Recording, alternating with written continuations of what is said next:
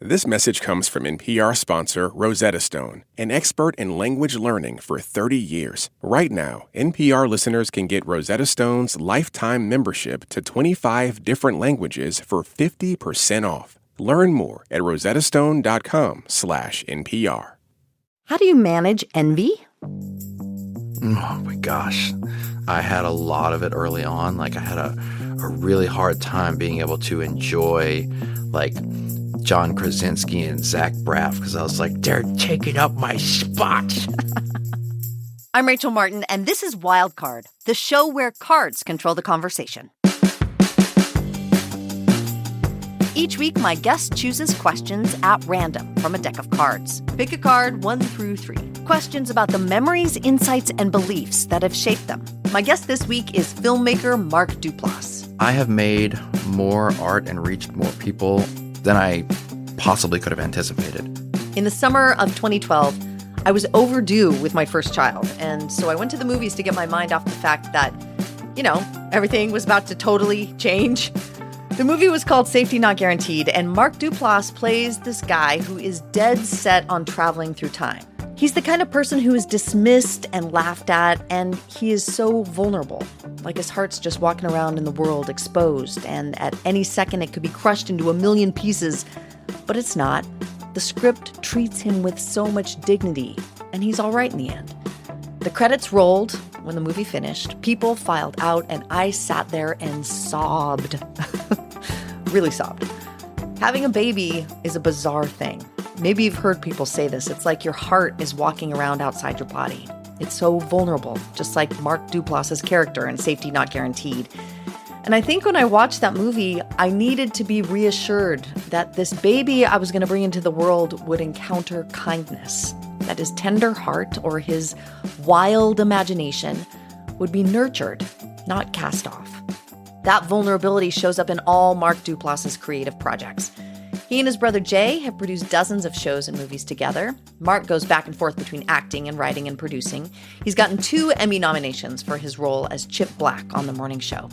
He's got 2 new projects out right now. One is a docuseries that he and his brother executive produced called Out There, Crimes of the Paranormal. It's on Hulu. The other is a show he produced and co-wrote called Penelope. It's about a teenage girl who runs away from home to try and survive in the woods by herself.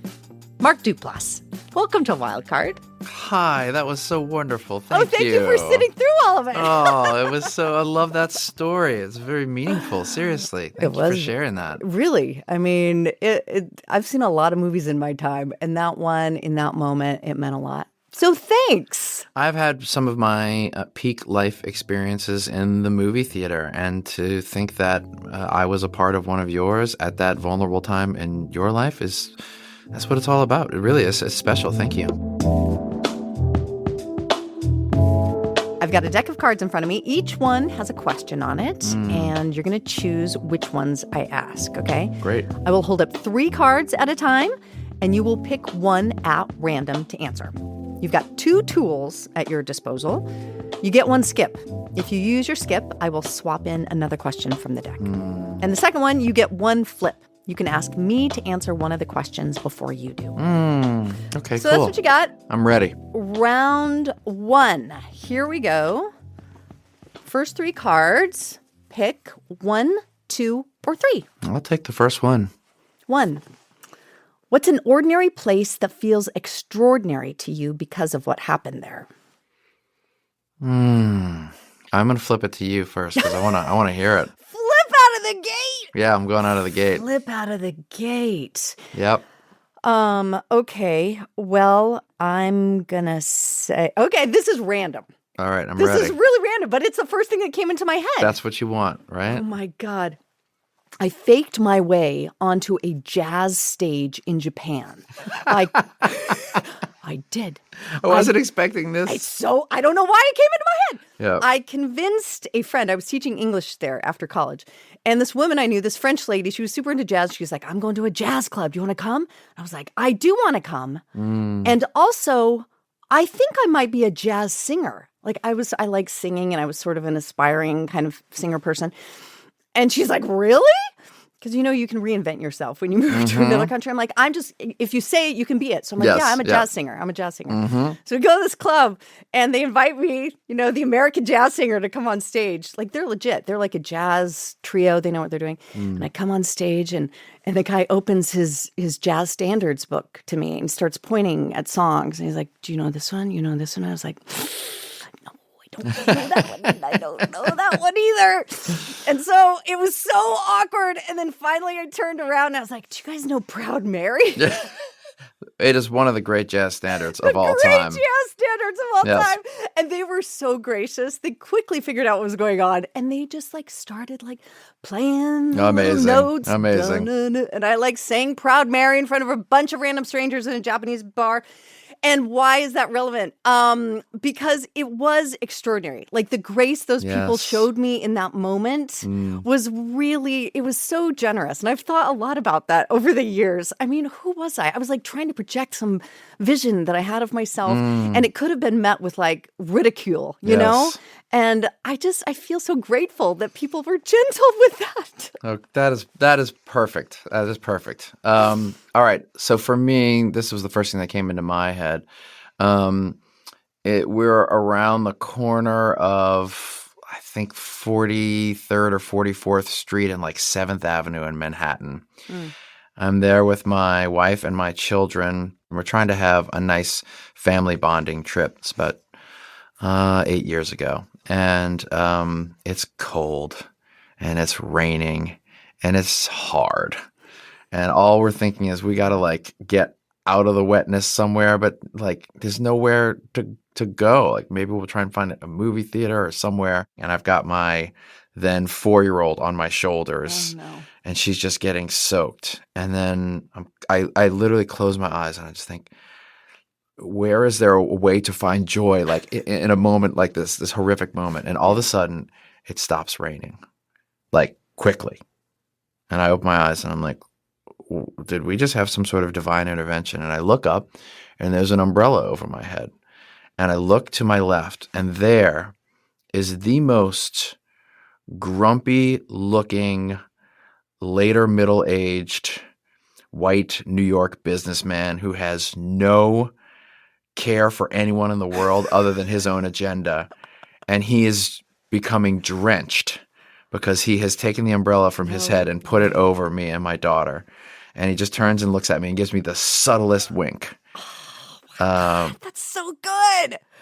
And it was so extraordinary that the New Yorker would extend this small kindness. And I think why I thought of that is when you were talking about the dignity and kindness with which we try to approach our characters and the things that we make. It's so special to me.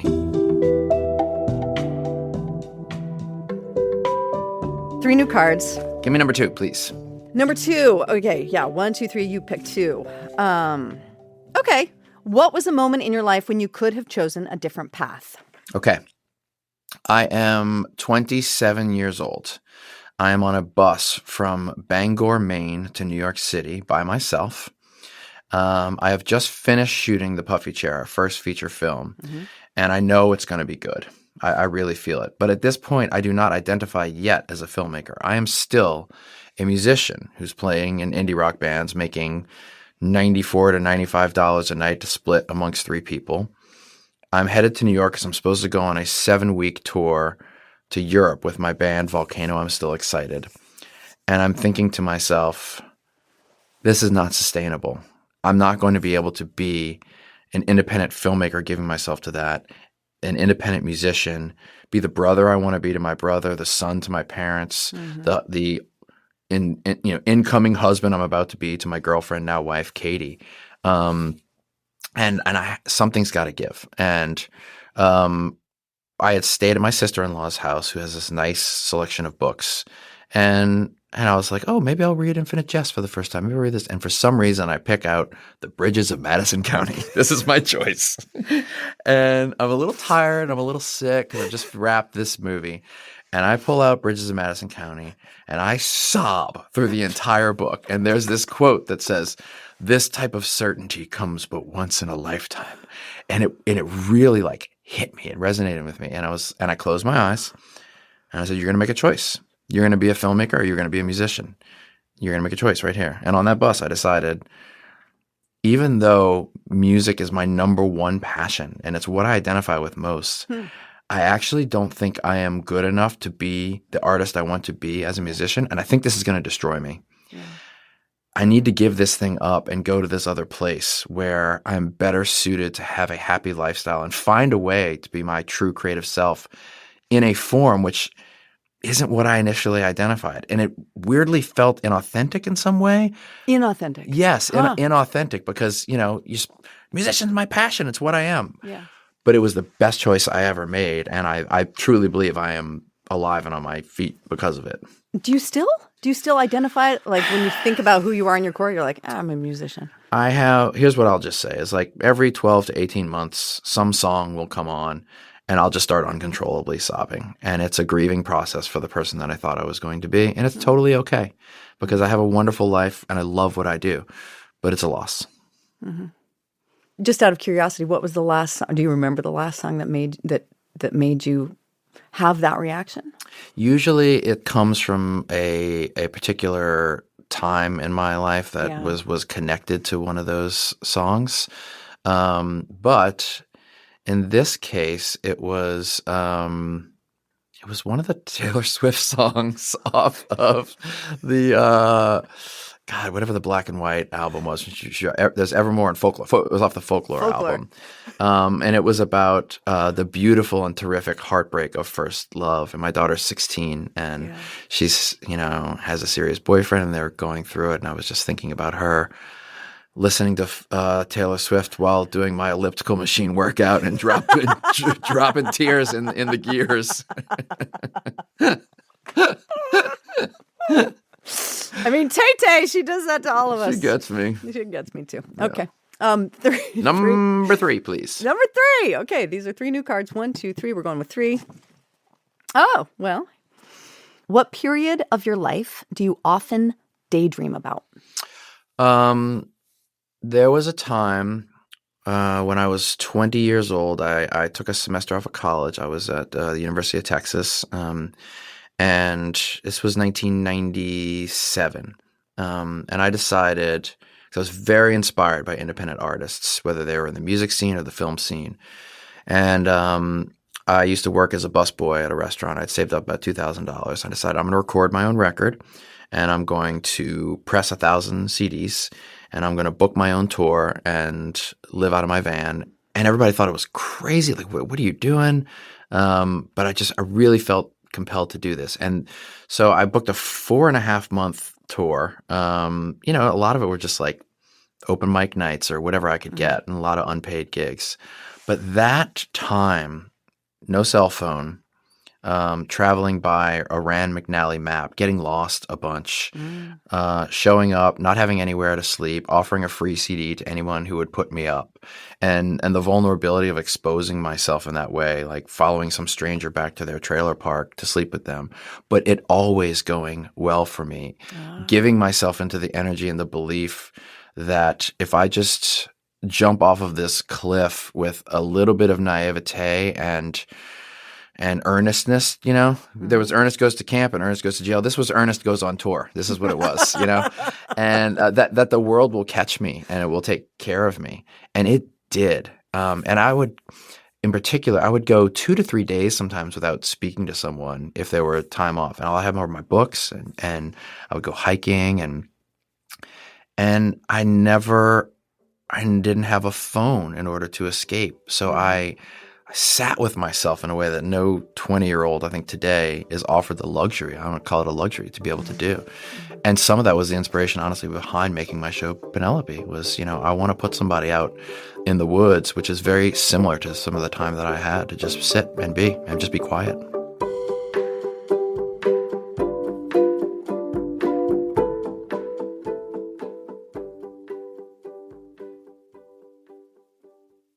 This message comes from NPR sponsor Anthropic. Claude by Anthropic is AI for everyone. Claude offers groundbreaking intelligence at a price that works for heavy-duty tasks. Claude can generate code, help with writing, and reason through hard problems better than any model before. Claude pushes the creative and performance limits of what you can accomplish with AI. Join the groundswell of people that trust Anthropic with their AI tasks. Discover how Claude can help you at anthropic.com/Claude.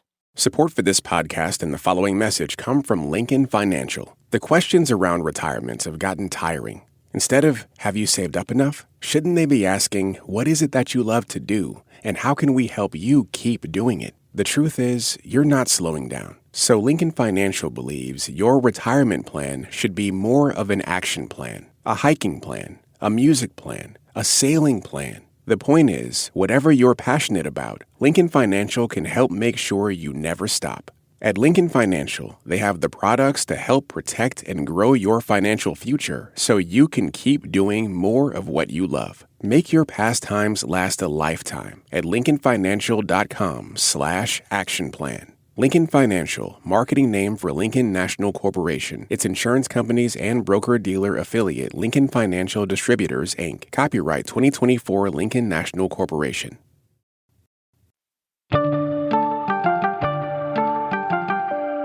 Okay, before we get to round two, I'm going to talk about this new project you're working on. It's called Penelope. It's on Netflix.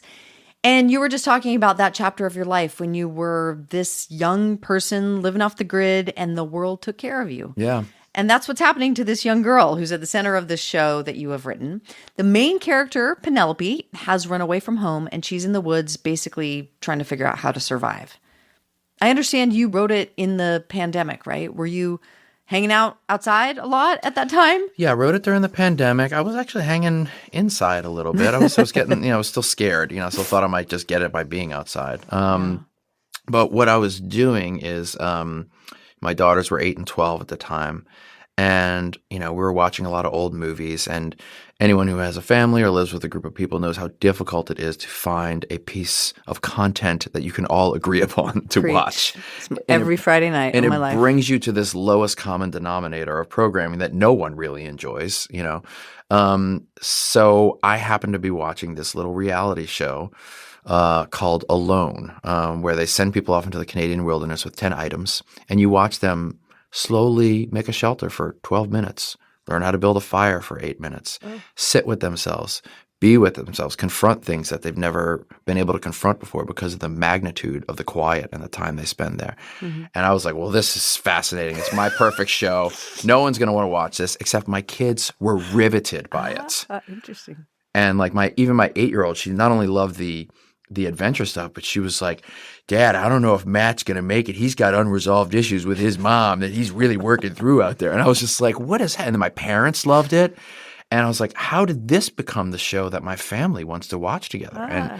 And something sort of started to click with me that I think we were all feeling overwhelmed by life in general. Mm-hmm. But I think also where we've come in our viewing is a lot like I describe what happened to jazz in the 40s and the 50s, where it got so loud and so crazy with John Coltrane and Bird. It was so beautiful, but there was nowhere else to go, right? Mm-hmm. And so somebody needed to come in and reset it. And Miles Davis released Kind of Blue in 1959, and it's slow, and he honks his horn 9 times throughout the whole album, and it reset everything. And I was like, oh. Like the Norwegian slow TV movement where they just watch people stacking wood. I was like, could I make a show like this? And Netflix really loved it and fell for it. And this is good for the culture and it might be good for business. We might be ahead of the curve here. Maybe people are tired. Yeah. Maybe they want to watch something soothing and calming at night. I know I do.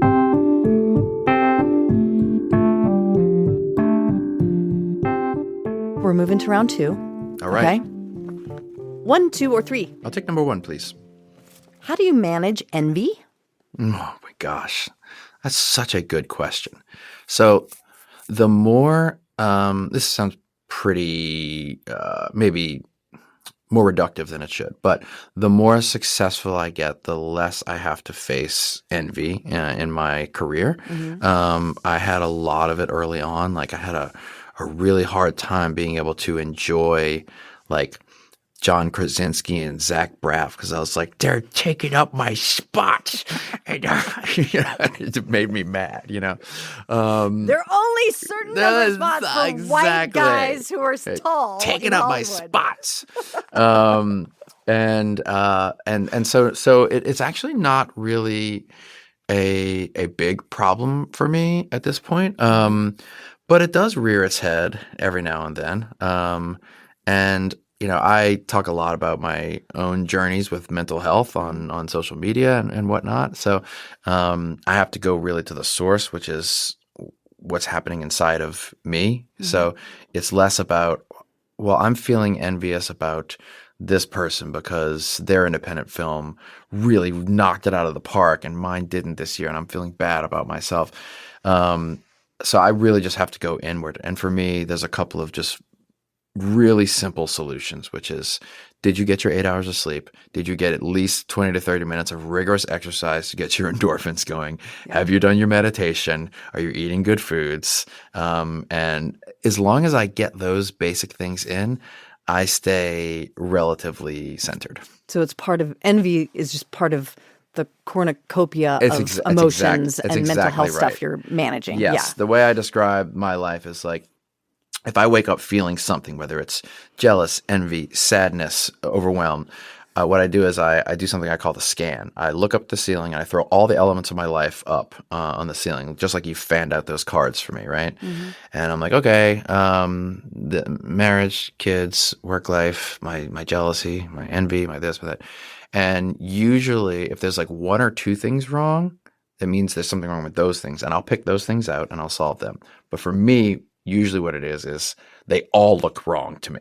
And I realize it's not that overnight everything went wrong. It's something going on inside of me that I need to retool so that I can then look at them with clearer eyes. I think that's helpful for a lot of people to hear. It's like, you don't need to fix it all at the same time. No. You know what I mean? No. You can just fix one thing, address one team, and maybe not even fix is the right word. Uh-huh. Because fix, let's say address. Address. Acknowledge. Yes.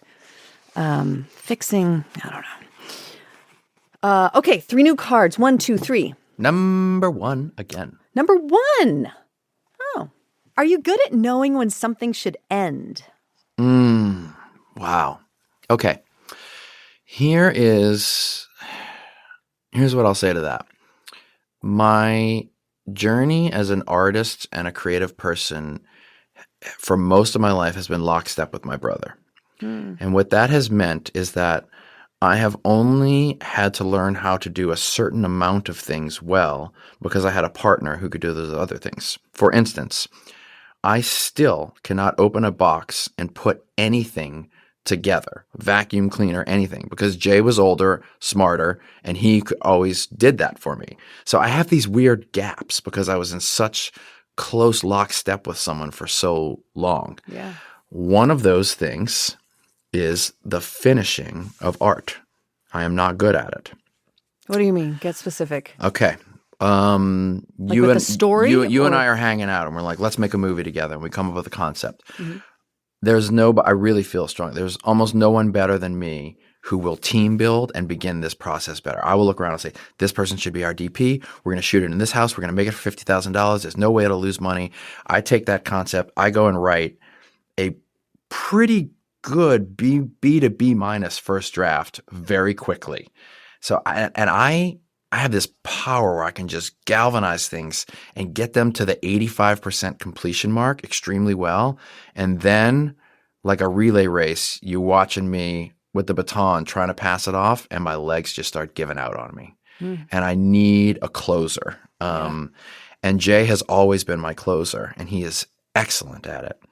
But, about 5 years ago, Jay really requested some creative space from being lockstep, making creativity together. Yeah. So while we still produce together as a company, I lost my closer and my partner. So now I'm doing two things. I seek other partners who can fit that for me because I truly believe you don't have to do everything to be a good artist. You just got to do a couple of things really well and fit into the puzzle. But I'm also challenging myself to grow as an artist and see if I can also learn how to close. And I may just discover, it's not what you do well. That's okay. Leave it. But it's not in my natural DNA. Were you okay with that ending, though? The question's about ending things. Yeah.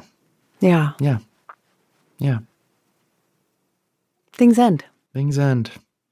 My feeling about that is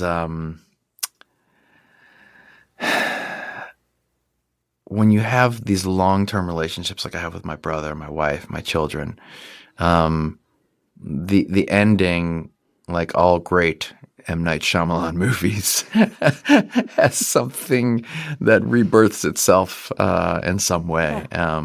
What has emerged from my brothers and my ending of our lockstep creative partnership has been unexpectedly quite incredible, where we're now on the sidelines of each other's artistic pieces, cheering each other on with zero competition, no fighting for breathing space. It's quite beautiful, but it was very hard.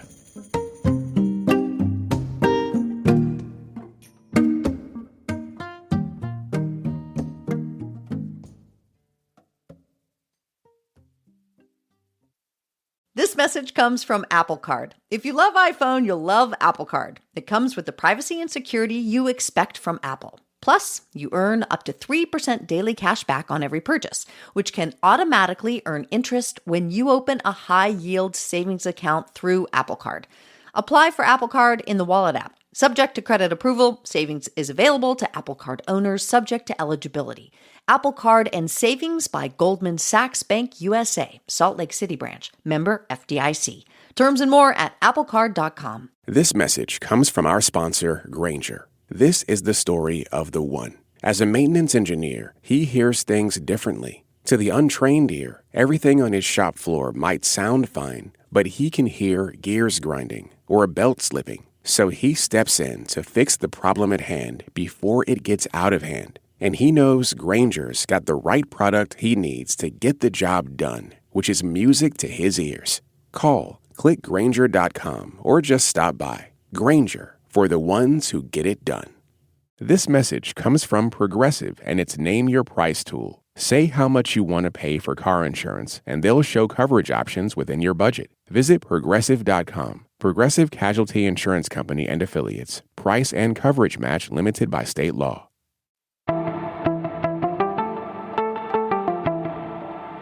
Last round. 1, 2, 3. I want number one, please. Do you think there is more to reality than we can see or touch? Wow. Well, this is going to be a great segue into our show out there. I mean, really, we're just making these. So many plugs. We're nailing it. We're nailing it. The cards take us where the cards take us, my friend. Yes. The short answer is yes. For me, there's something that happened to me when I had children that changed me forever as a human being. And what I think it is that I guess my best description for it is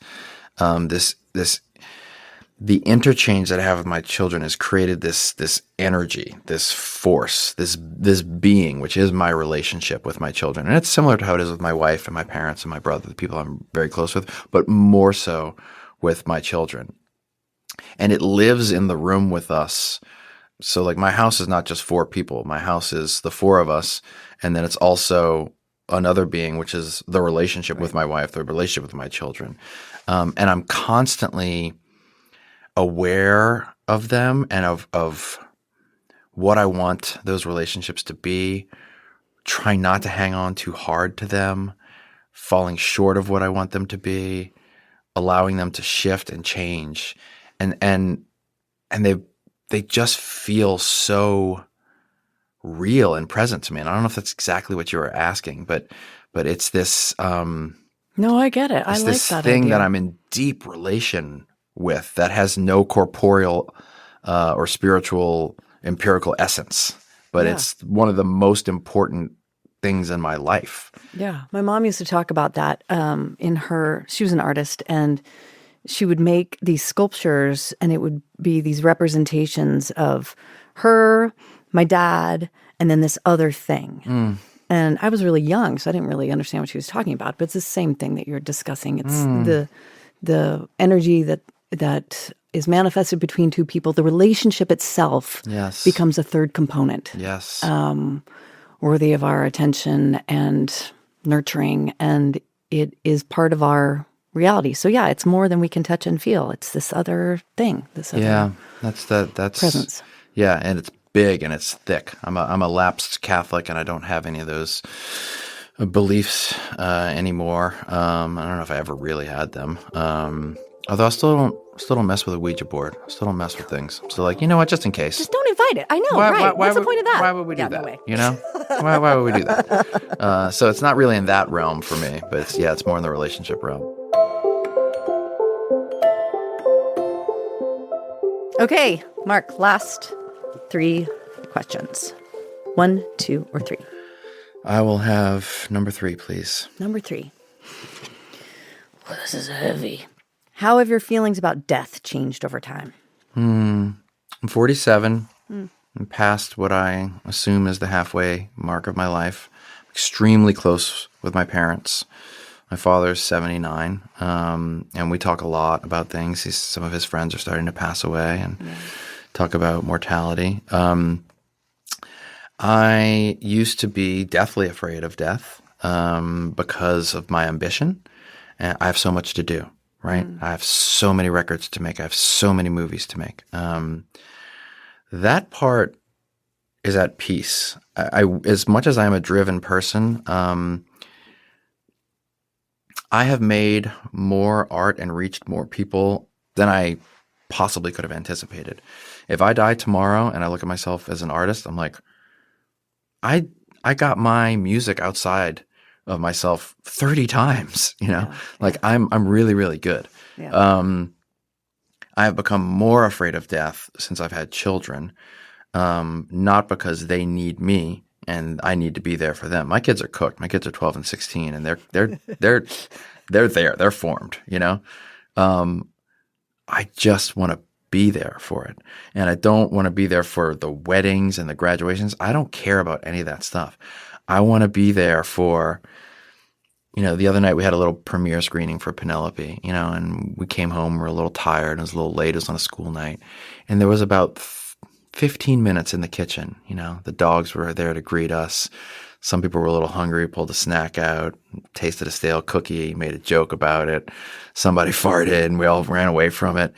And that perfect family life, it's those little moments. I'm very greedy when it comes to that. Yeah. I want more and more and more and more. I can't have enough of that.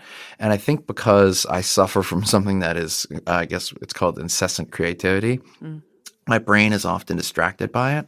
And I realize that I have not been as spiritually present as I might have liked to have been, or intellectually, or whatever you want to call it. My body's always there with the kids. You know, I never work out of town. I stay here. But I'm aware of that now, and I'm aware of that at 47. So I really want to get as much of this as I can. So I'm attached to not dying anytime soon in that regard. Yeah.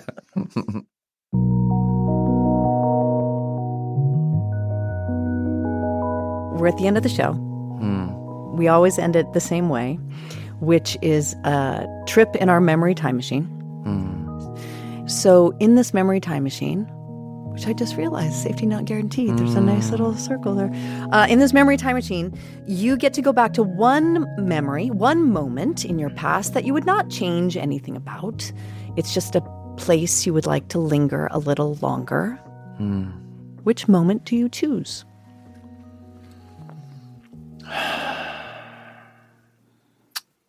I am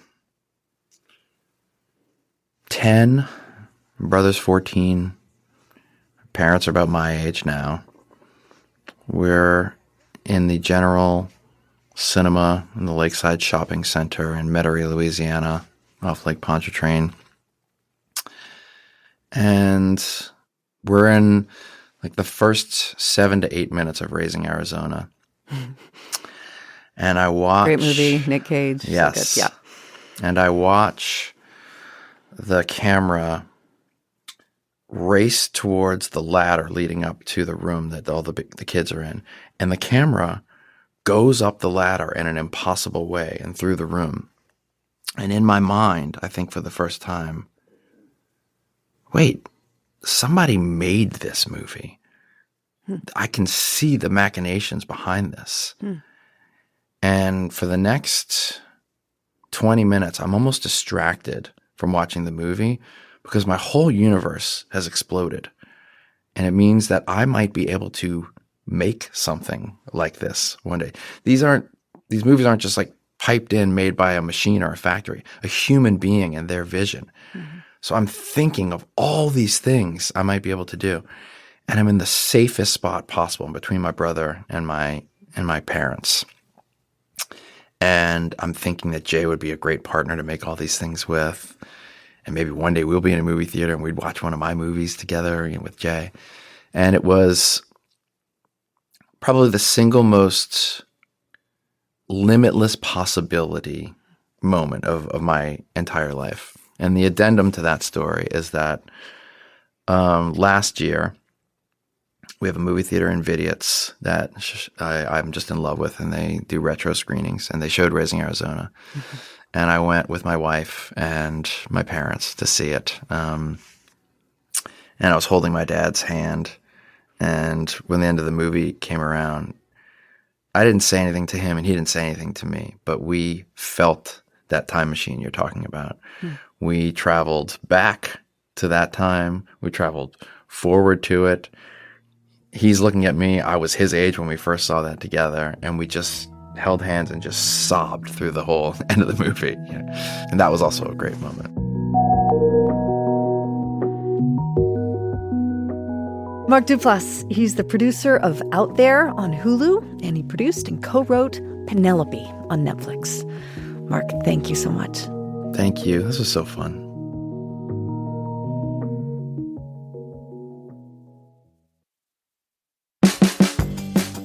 If you want to hear more from Mark Duplass, we've got a bonus episode where he talks about being pulled between his indie upstart self and his professional producer self. I call it shape-shifting. The shape-shifting I've been able to do in this life has been very beneficial to me in a lot of ways, and it's helped me navigate some of those complex rooms and get me where I need to go.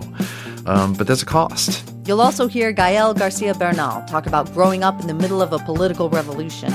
And I'll share what I personally took away from both those conversations. You can listen to that bonus episode and every one of our episodes sponsor-free by signing up for Wildcard Plus at plus.npr.org/wildcard. This episode was produced by Lee Hale and Ramel Wood and edited by Dave Blanchard. It was mastered by Robert Rodriguez. Wildcard's executive producer is Beth Donovan. Our theme music is by Ramteen Arablouei. You can reach out to us at wildcard@npr.org. We love it when you do. We'll shuffle the deck and be back with more next week. See you then.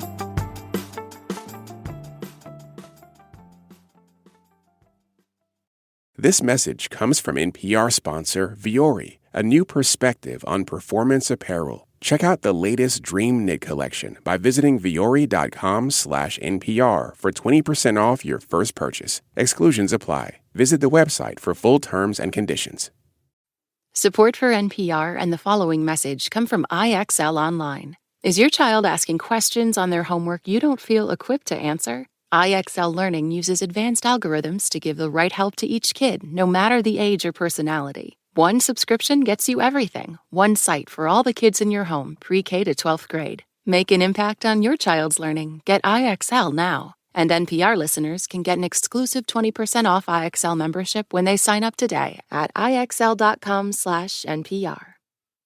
This message comes from Mint Mobile. From the gas pump to the grocery store, inflation is everywhere. So Mint Mobile is offering premium wireless starting at just $15 a month. To get your new phone plan for just $15, go to mintmobile.com/switch.